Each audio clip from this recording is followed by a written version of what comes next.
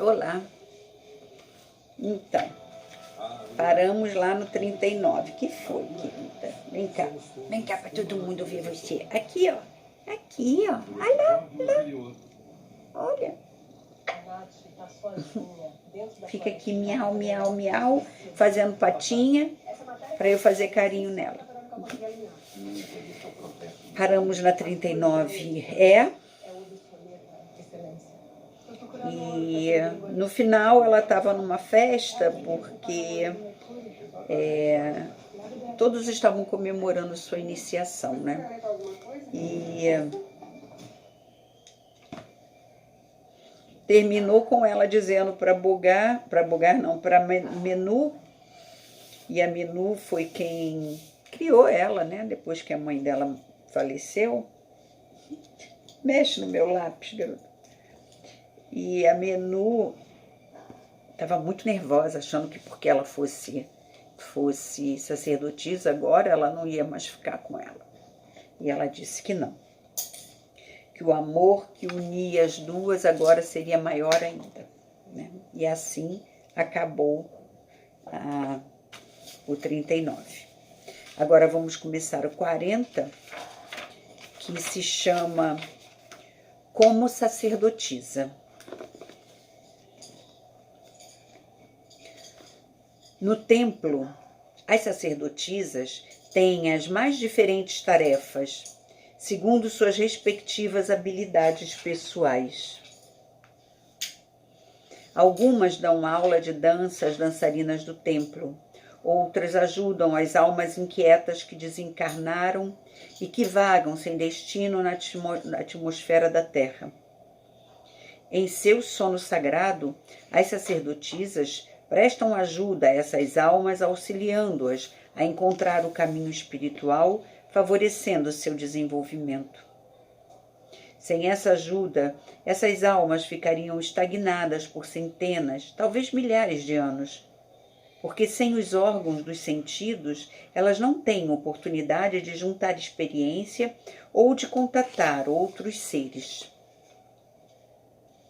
As almas se introvertem e não encontram um caminho pelo qual progredir. As sacerdotisas vão em busca dessas almas desesperadas, penetram em seu ser com a força do amor e, graças às suas identidades interiores, impregnam-lhes a consciência com ideias que as ajudem a encontrar uma solução e descobrir uma saída de seu estado. Assim, essas sacerdotisas executam um duplo dever. Elas auxiliam as almas errantes a se adiantar e, simultaneamente, purificam a atmosfera da Terra. Há sacerdotisas que se dedicam ao trabalho de desenvolvimento de uma juventude mais saudável, mais bela e mais espiritual, ajudando os jovens através da sua iniciação nos mistérios do amor físico, isto é, sexual. Elas ensinam aos rapazes como transmudar seus desejos físicos através do poder do espírito e a aspirar por uma união elevadamente espiritual, como um sacramento. Elas também ensinam aos rapazes que estão prestes a casar-se sobre as vantagens desse sagrado poder também no casamento, de forma que eles possam transmitir essa energia às esposas depois do casamento, gerando assim filhos nobres. Por fim, certas sacerdotisas cumprem os mesmos deveres impostos aos sacerdotes. Lideram grupos de neófitos, dão instruções para exercícios de concentração, recebem pessoas que precisam de conselho em determinado assunto. Quando alcançam o mais elevado grau do sacerdócio, também podem curar doentes com o bastão sagrado da vida. Por esse trajeto, uma sacerdotisa pode vir a tornar-se suma sacerdotisa. Fui designada para esse grupo.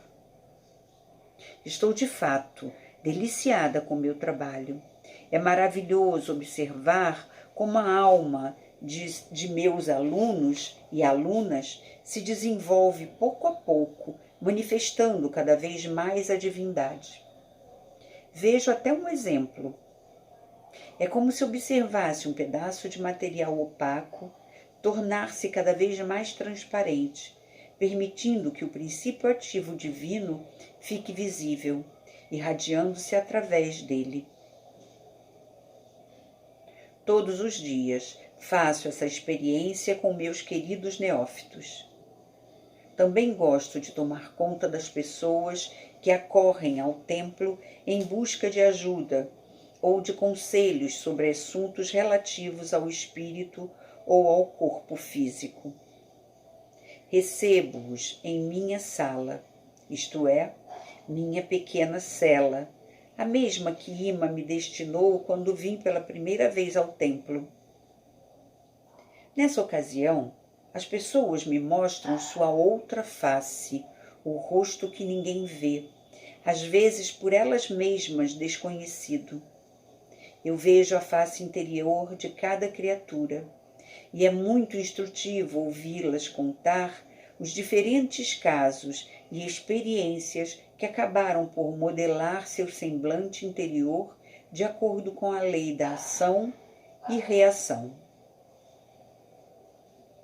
Oh, se todos pudessem ver o próprio semblante interior e os dos outros também! Uns nunca odiariam os outros, nem teriam medo uns dos outros. Não existem pessoas más. Muitas vezes, umas ofendem as outras, fazem coisas ruins, até mesmo cruéis, porque acham que as outras estão tentando fazer-lhes mal.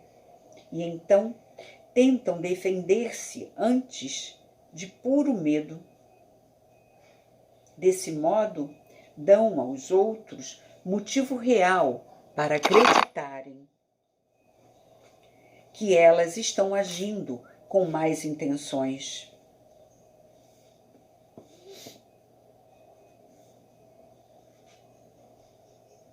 Se, no entanto, pudéssemos convencer ambas as partes de que nenhuma delas tem más intenções, mas apenas sentem medo uma da outra, elas suspirariam aliviadas e se dariam as mãos. As pessoas são muito ignorantes e cegas, não se veem, e essa é a razão por que existe toda essa inimizade e hostilidade sobre a face da terra. Não há nada mais belo que poder abrir os olhos dos cegos, ver o brilho do conhecimento e da compreensão neles. Além desse trabalho, posso estar presente quando Ptah-hotep ou seu representante usam o bastão da vida para curar os doentes. Logo cedo, eles chegam ao templo ou são trazidos por seus parentes. E Ptah-hotep dirige nova força vital para seus corpos cansados. Muitas vezes fico observando como o bastão da vida conserta ossos quebrados ou cura feridas horríveis em poucos segundos. Às vezes, resta apenas uma pequena cicatriz no lugar machucado, ou um ligeiro entumecimento dos ossos, da mesma forma que 2 pedaços de metal podem ser fundidos numa só peça através do calor. Ossos fraturados podem ser emendados por meio do bastão da vida. E feridas profundas nos músculos, nos ligamentos, nos vasos venosos, nos nervos e na pele também se regeneram. Com igual velocidade, o bastão da vida pode curar a maioria das inflamações graves dos pulmões, dos rins ou de outros órgãos. É realmente muito grande a graça e a piedade do Senhor, pois Ele ofertou à humanidade a dádiva de ela recuperar a saúde por esse meio. Além do meu trabalho no templo, continuo a cumprir meus deveres como mulher do faraó. Sento-me ao lado de meu pai nas recepções festivas ou em solenidades públicas, como fazia antes, e observo o pessoal da corte e todas as pessoas que aparecem nessas festas. Muitas vezes chegam mensageiros de países estranhos, seres muito diferentes dos filhos dos homens que moram no Egito. Eles têm outra cor de pele, outra forma craniana, sua silhueta é diferente e também irradiam forças diversas.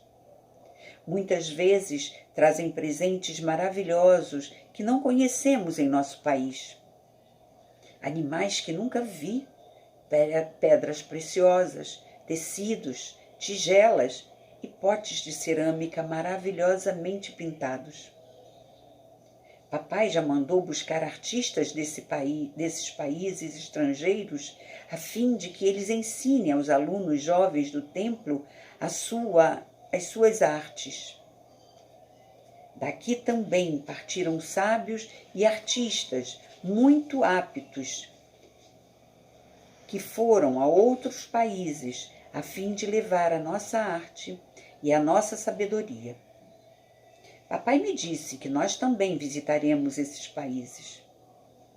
Desde a iniciação, posso passear sozinha na biga atrelada aos leões. A capacidade de dirigir outros seres vivos, impregnando seus centros nervosos com a minha vontade, a fim de submetê-los inteiramente ao meu poder, me foi dada durante a iniciação.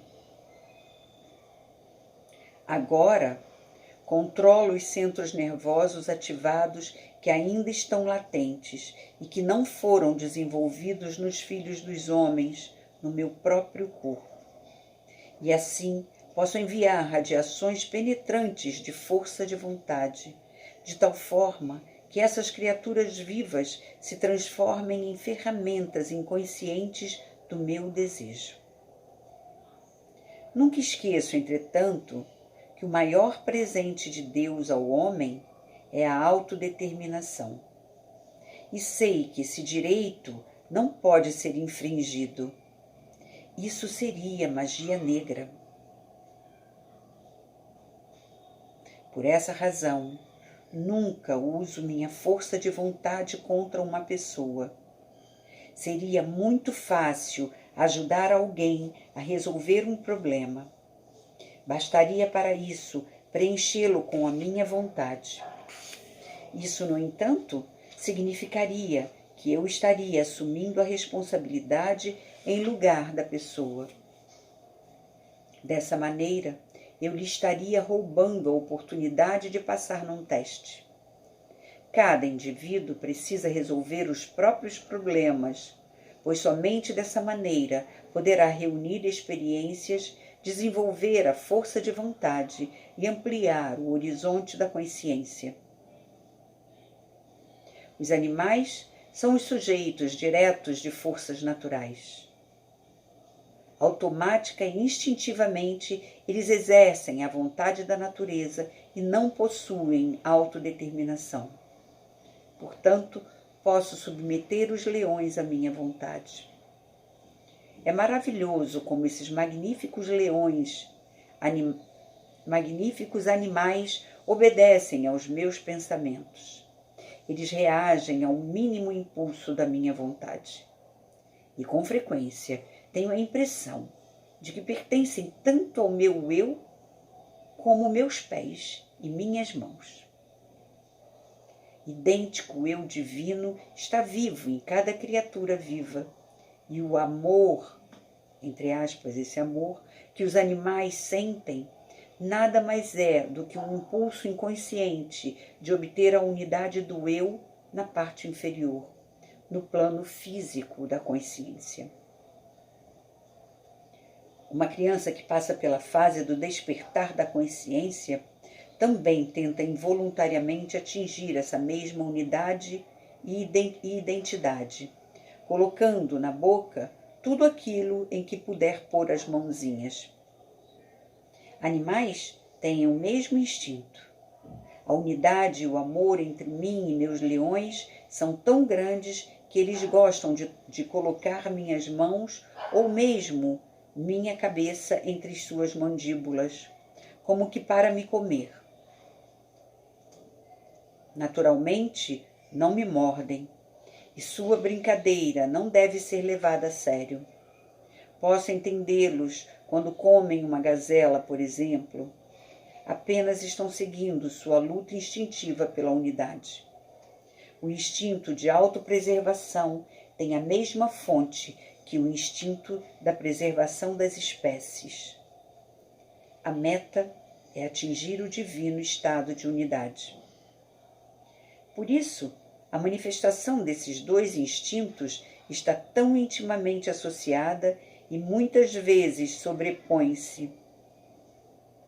A natureza explora essa tendência primordial rumo à unidade, para criar progenie através do instinto de procriação e de propagação das espécies, e a fim de preservar o corpo através da saciedade da fome. Essa é a razão pela qual a carne que os leões recebem de seus treinadores nunca é tão saborosa como a carne que arrancam do corpo da caça que acabaram de matar. Pois nesse último ato, eles estão inconscientemente experimentando a união com a forma viva, com a própria vida. Com carne morta, eles podem apenas satisfazer a fome, não a busca subconsciente rumo à união.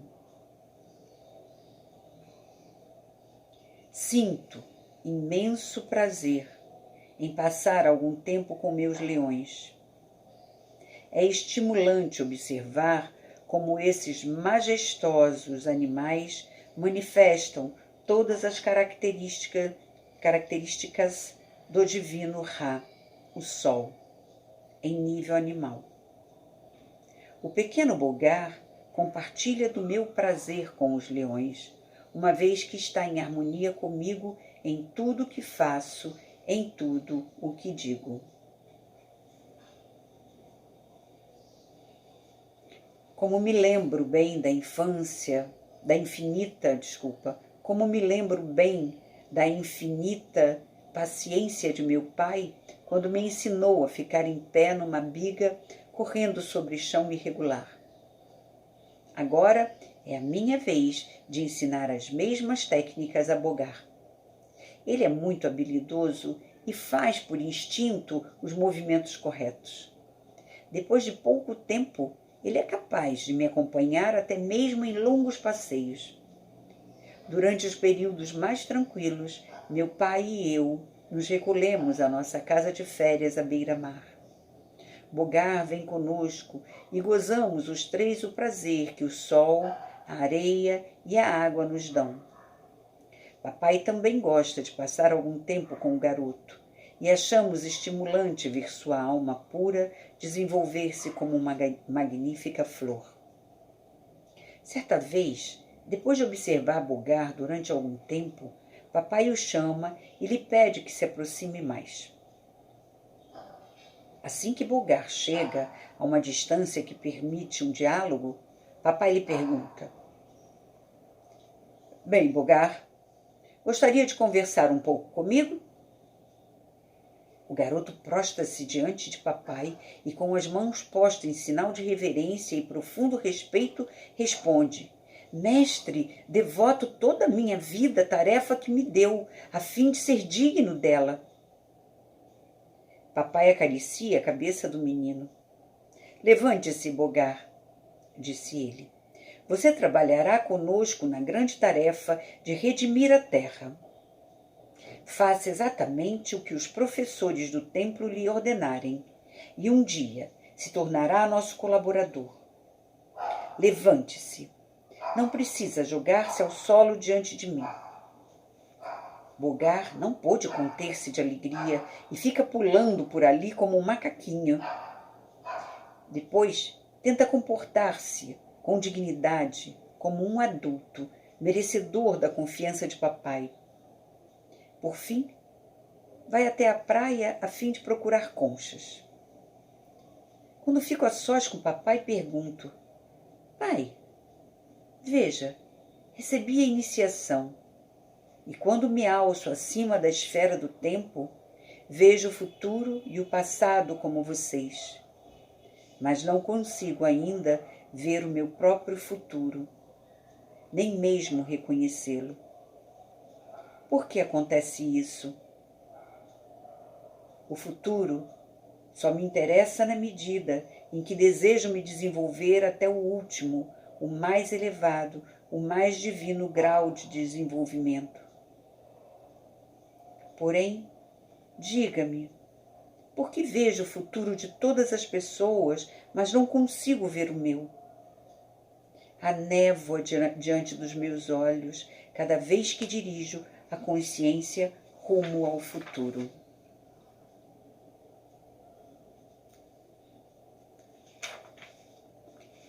Meu pai olha para mim, sorri e espera. Sorrio de volta e respondo-lhe em pensamento. Nós nos entendemos assim. Seu olhar me indaga. Por que pergunta isso? Se não vê o seu futuro, é porque assim deve ser, para que você cumpra direito a sua tarefa. Não pense nisso, mas faça tudo para atingir, por seus esforços, o mais elevado grau que você experimentou na iniciação com a ajuda de Ptah-hotep. Quando as nossas tarefas nos chamam de volta à cidade, os dias transcorrem como sempre e fico parte da jornada no templo e parte no palácio. Amo o meu trabalho. Ele me satisfaz inteiramente. Mesmo assim, passo os dias na alegre expectativa de ser capaz de me concentrar em mim mesma, em Deus, quando meu dia de deveres termina. Todas as vezes me volto para o íntimo com a determinação de alcançar o mais elevado grau por meus próprios esforços. E, de fato, chegar cada vez mais perto da realização perfeita. Ainda assim, todas as vezes que retorno à consciência pessoal, sinto-me desapontada.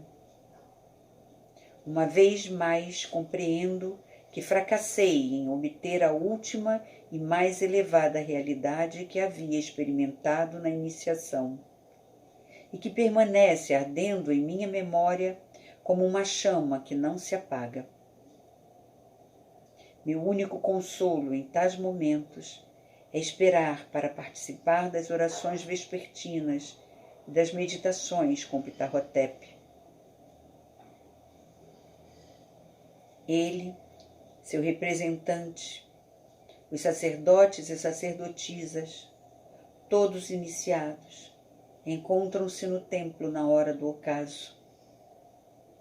Sentamo-nos em círculo, com Ptah-hotep e seu representante diametralmente opostos um ao outro, formando assim dois polos.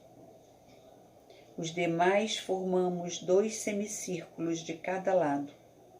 Sempre demora um pouco para livrarmos nosso corpo espiritual das impurezas que inevitavelmente absorvemos durante o contato com os filhos dos homens. Em seguida, Ptah-hotep e seu representante conduzem uma corrente do mais elevado grau em nosso corpo. Isso nos ajuda a sentir o supremo estado da divina unidade. Dessa maneira, nossos nervos desenvolvem resistência com muito maior velocidade do que fariam se dependêssemos apenas de nossas próprias energias. Esses momentos de bem-aventurança experimentados todos os dias, durante nossas preces ao anoitecer, dão sentido e conteúdo a toda a minha vida.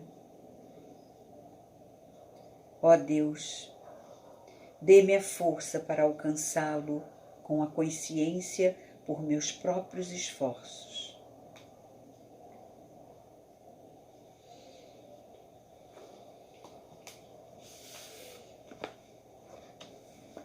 Acabamos um pouquinho mais cedo. Esse capítulo era pequenininho, né? O próximo não. O próximo serão 2, tá bem? Então,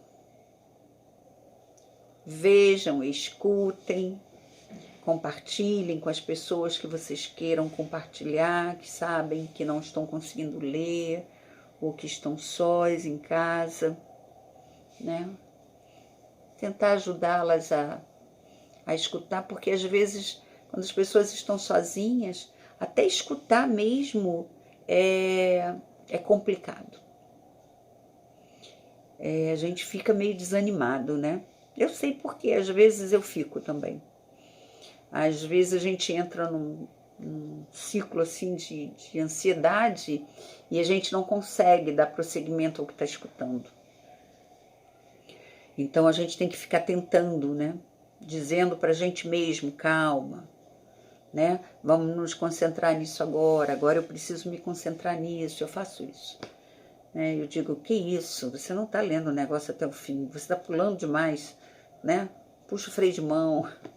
Então vou puxando meu freio de mão de vez em quando, porque não é mole, né, gente? Mas estamos aqui. Um tentando apoiar os outros, né? Então, todos somos um.